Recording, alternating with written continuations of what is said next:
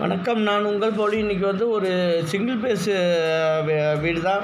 சின்னோண்டு வீடு தான், மீடியமான வீடு தான். அதில் வந்து நம்ம 3 பேஸ் இப்போதைக்கு வைக்கல. இது ரோட்டு சுவிட்ச் இல்லாமல் சர்க்யூட் போர்டு எப்படி ஏற்றுறது எல்லாமே டீட்டெயிலாக பார்க்கலாம். வீடியோ பிடிச்சிருந்தா மறக்காமல் உங்கள் போல் யூடியூப் சேனல் சப்ஸ்கிரைப் பண்ணுங்கள்.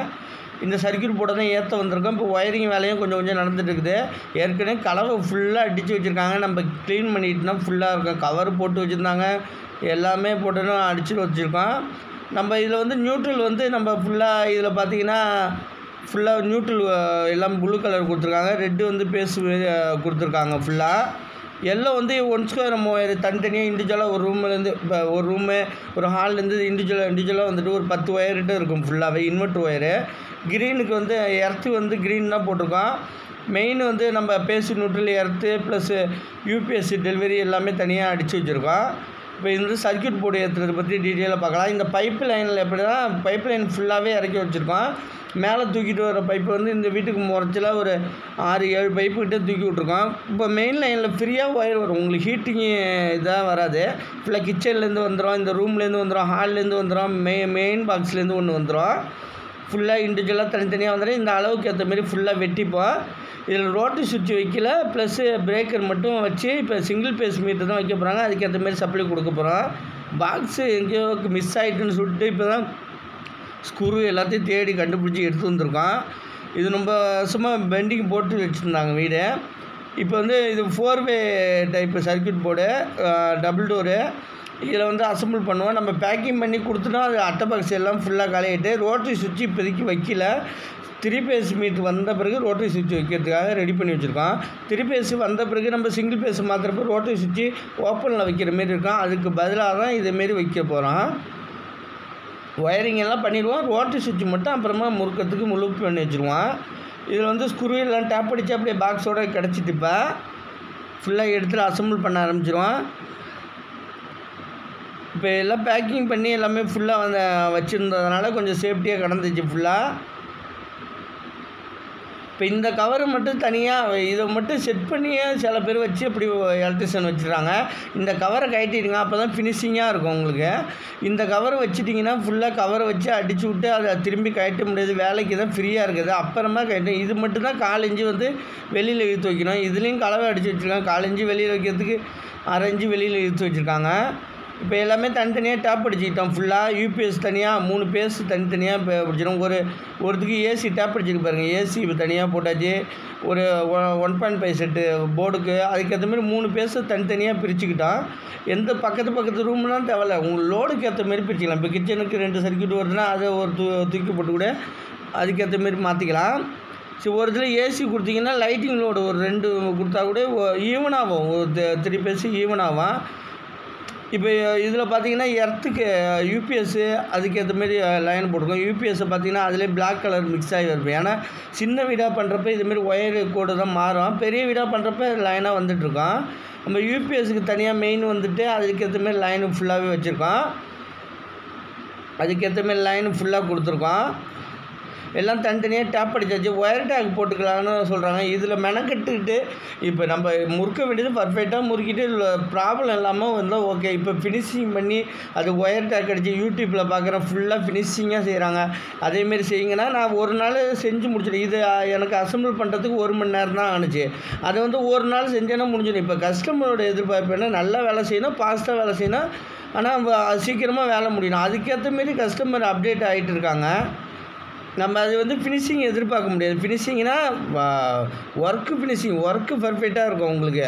ஆனால் உள்ளார டிசைனாக பண்ணுறது அது ஏற்றமாரி ஒர்க்குக்கு தான் நம்மளுக்கு கஸ்டமர் அதுக்கேற்ற மாரி மாட்டேன். நீ நல்ல டிசைனாக பார்க்கறது உள்ளார பார்க்கறது ஃபினிஷிங்காக உள்ள ஒர்க்கு செஞ்சு தாங்க சொன்னீங்கன்னா நான் ஒரு நாள் உட்காந்து மெனக்கட்டு ஒயர் டேக்கு எல்லாமே போட்டு அழகாக ஃபினிஷிங் பண்ணி உங்களுக்கு காமிக்கிறதுக்கு நான் ரெடி. ஆனால் கஸ்டமர் யாருமே ஒத்துக்க வர மாட்டாங்க. 1 மணி நேரத்தில் அசம்பிள் பண்ணுறது என்னப்பா ஒரு நாளாக உட்காந்துருக்கீன்னு கேட்குறாங்க.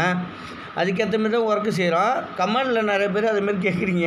அதனால தான் டவுட்டு கிளம்ப. இப்போ இந்த சேனல் தான் நம்ம கொஞ்சம் காப்பாற்றி வச்சதுனால இந்த சேனல்லாம் கட்டினால கலவை படியாமல் இருக்குது. கீழே இடத்துல இங்கே கட்ட முடியாது. நம்ம அதில் பாருங்கள் கலவை இருக்குது. இதை நான் ஒரு 1/2 மணி நேரமாக க்ளீன் பண்ணி எடுக்கிற இந்த சர்க்யூட் போர்டு அவ்வளோ கலவை ஃபுல்லாகவே கலவை அடிச்சிருக்காங்க. கொஞ்சம் அந்த கொத்தனாரையும் கஸ்டமர் பார்க்க மாட்டாங்க. நான் ஒரே தடவை கொத்தனார் கம்ப்ளைண்ட் பண்ணல, சில கொத்தனார்களும் சொல்கிறேன். மேசன் ஒர்க் அவங்க என்ன ஒர்க்கு பாஸ்ட்டு நம்மள எவ்வளோ கஸ்டமர் பாடப்படுத்துகிறாங்களோ அதேமாரி தான் அவங்களே பாடப்படுத்துவாங்க போல். இப்போ இதெல்லாம் கிளியர் இப்போ எர்த்து கொடுத்தாச்சு ஃபுல்லாக. நியூட்ரல் அப்படியே நியூட்ரல் லிங்கில் ஃபுல்லாகவே கொடுத்தாச்சு, வரிசையாக கொடுத்தாச்சு. நம்ம இந்த வீட்டுக்கு ஃபுல்லாகவே நியூட்ரல் ஃபுல்லாகவே கொடுத்து அது ஃபுல்லாக கம்ப்ளீட் பண்ணியாச்சு. இப்போ வந்து நம்ம இந்த சைட்லேருந்து இந்த போர்டுக்கு உள்ள மெயின் எல்லாத்துக்கும் உள்ள தனித்தனியாக மெயின் எடுத்து தனித்தனியாக வச்சுருக்கோம். இதில் வந்து நம்ம ஆன் ஆஃப் எந்த சைடு வைக்கிறது, ஆன் ஆஃப் ஐசோலேட்டர் எதுக்கிட்ட வச்சு இஎல்சிபி அதிகபட்சம் நம்ம வந்து இப்போ மீட்ரு பாக்ஸில் தான் அதிகமாக இப்போ நம்ம இது வந்து 40 ஆம்ஸ் ஐசோலேட்டர் 40 ஆம்ஸ் ஐசோலேட்டர் வாங்கியிருக்கோம். விகார்டு பிராண்டெலாம் வாங்கிட்டு வந்திருக்காங்க. விகார்டில் எம்சிபி எல்லாமே வாங்கிட்டு வந்திருக்காங்க. விகார்டில் வந்து நம்ம வந்து 40 ஆம்ஸ் ஐசோலேட்டர் 3 பேஸ் போடுறோம். 20 ஆம்ஸ் வந்து ஏசிக்கு போடுறோம். 16 ஆம்ஸ் வந்து ஹீட்ரு ப்ளஸ் கிச்சனுக்கு அந்த வாஷிங் மிஷின் அந்த 2.5 போடுற ஒயருக்கு எல்லாமே போடுறோம் ஃபுல்லாக. 10 ஆம்ஸ் வந்து லைட்டிங்க்கு அப்படியே போடுறோம். இன்வெர்ட்டர் லைன் வந்துச்சுன்னா நம்ம அதுக்கேற்ற மாரி பிரிச்சுப்போம் ஃபுல்லாக. இப்போ வந்து எல்லாத்தையும் பிரிச்சுட்டு ஃபுல்லாகவே ரெடி பண்ணுறோம். 10 ஆம்ஸ் ஃபுல்லாக நம்ம லைட்டிங் லோடுக்கு அப்படியே போகிறோம். நம்ம இப்போ இன்வெர்ட்டர் வந்துச்சுன்னா இந்த வீட்டுக்கு பார்த்தீங்கன்னா 2 பிரேக்கர் 10 ஆம்ஸ் பிரிச்சுப்போம். அதுக்கேற்ற மாரி 16 ஆம்ஸ் வந்து நம்ம வந்து ஹீட்ரு ப்ளஸ் கிச்சனு அதுக்கேற்ற மாரி கொடுத்துப்போம். ஃபுல்லாகவே அப்படி பிரித்து எடுத்துப்போம். அதுக்கேற்ற மாரி சர்க்யூட்டு போட்டால் ட்ரிப்பு ஆகிறதுக்கு கொஞ்சம் லோவாக போட்டாலும் ட்ரிப் ஆகும். 20 ஆம்ஸ் வந்து ஏசிக்கு போட்டுப்போம் ஃபுல்லாகவே. இது இல்லாமல் நம்ம சுவிட்ச் டைப் ஏசி அது பிரேக்கர் வைக்கிற பாருங்க, அதுலேயும் 20 ஆம்ஸ் போட்டுப்போம். மீட்ரு பாக்ஸில் பீஸாக 20 ஆம்ஸ் வரிசையாக தான் வரும். 10 ஆம்ஸ் பார்த்திங்கன்னா 10 ஆம்ஸ் வந்து லைட்டிங் லோடு. எங்கள் ஏரியாஸ் என்ன கிராமத்து ஏரியா இருக்கிறதுனால என்ன செய்வாங்கன்னா பழைய மிக்ஸி இப்போ ஓட்டு வீடு வச்சுருக்கீங்கன்னு சப்போஸ் ஓட்டு வீடு வச்சுருக்கோன்னு வச்சுங்க, அவங்க என்ன சொல்லுவாங்க புது வீடு கட்டின பிறகு இஎல்சிபி ஒரு வீட்டில் அதுமாரி கம்ப்ளைண்ட் வந்துச்சு.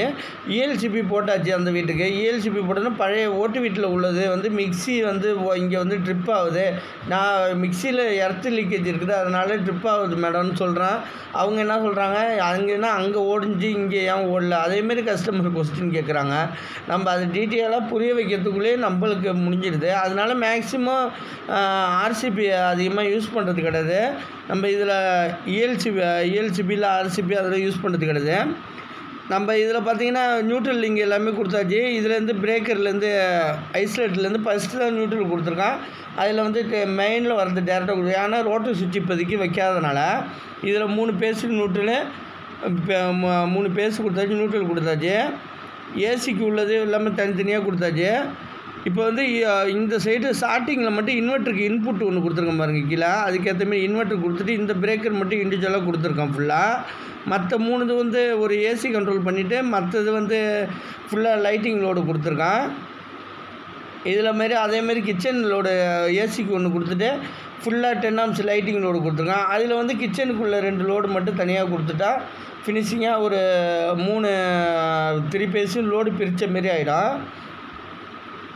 ஃபுல்லாக இதில் லைட்டிங் லோடு ஃபுல்லாக கொடுத்தாச்சு. ஃபுல்லாக 20 ஆம்ஸ் கொடுத்தாச்சு, லைட்டிங் 10 ஆம்ஸ் கொடுத்தாச்சு. இதில் ஒரு ஏசி இதை கொடுத்துட்டு ஃபுல்லாக லைட்டிங் லோடு ஃபுல்லாக கொடுத்தாச்சு.